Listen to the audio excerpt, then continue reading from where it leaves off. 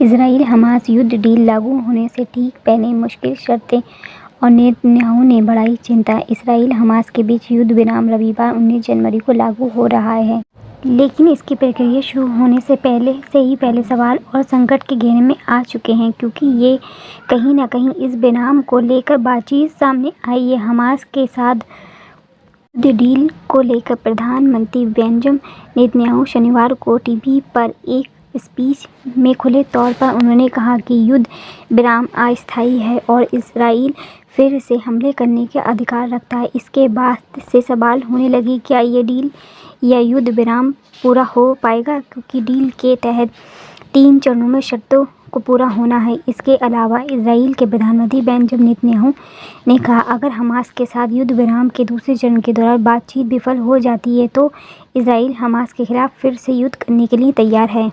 Day के lecture से पहले नेतन्याहू ने कहा, इजराइल तब तक समझौतों को लागू नहीं करेगा जब तक हमास के द्वारा किए जाने वाले बंधकों की सूची नहीं सौंपी जाती है। उसने कहा, इजराइल समझौते का उल्लंघन बर्दाश्त नहीं करेगा। दूसरी ओर मीडिया रिपोर्ट में ये भी चर्चा है कि हमास जिन 33 बंधकों को रिहा करने वाला उसकी एक लंबी सूची पहले ही इजराइल मीडिया में प्रकाशित की जा चुकी है, लेकिन अधिकारियों ने इसकी पुष्टि नहीं की है। इस समझौते में लंबे प्रावधान में बंधकों के परिवार में विभाजन और चिंता पैदा हो रही है। लोग डर है कि पहले चरण होने के बाद रिश्तेदार गाजा में ही छोड़ दिए जाएं। इतना ही नहीं, इस डील के बाद भी इजराइल गाजा में हमलों को अंजाम दे रहा है। हमास के अधिकारी माने तो वेडनेसडे को घोषणा के बाद भी 120 से भी ज़्यादा लोगों को मारा गया है।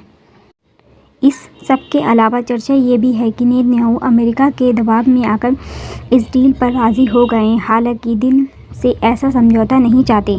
सैटरडे को कहा जा रहा है कि इस डील को लेकर कैबिनेट में मीटिंग हुई थी तो 24-8 से वोटिंग हुई, लेकिन नेतन्याहू की पार्टी के 2 मंत्रियों ने इस डील का विरोध भी किया।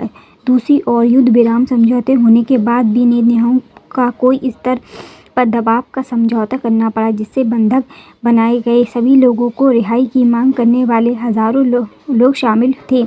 युद्ध विराम की डील 3 चरणों में पूरी होगी। पहले चरण में हमास द्वारा किडनैप किए गए 33 बंधकों को रिहा करेगा और साथ ही इजराइल सेना गाजा से 700 मीटर पीछे लौटेगा। हालांकि इस समय जैसी स्थिति और माहौल है, उसको लेकर सवाल उठते हैं, क्या ये डील शायद ही पूरी हो पाएगी। बहरहाल ये देखना है कि आगे कुछ क्या सामने आता है। फिलहाल इस वीडियो में इतना ही है।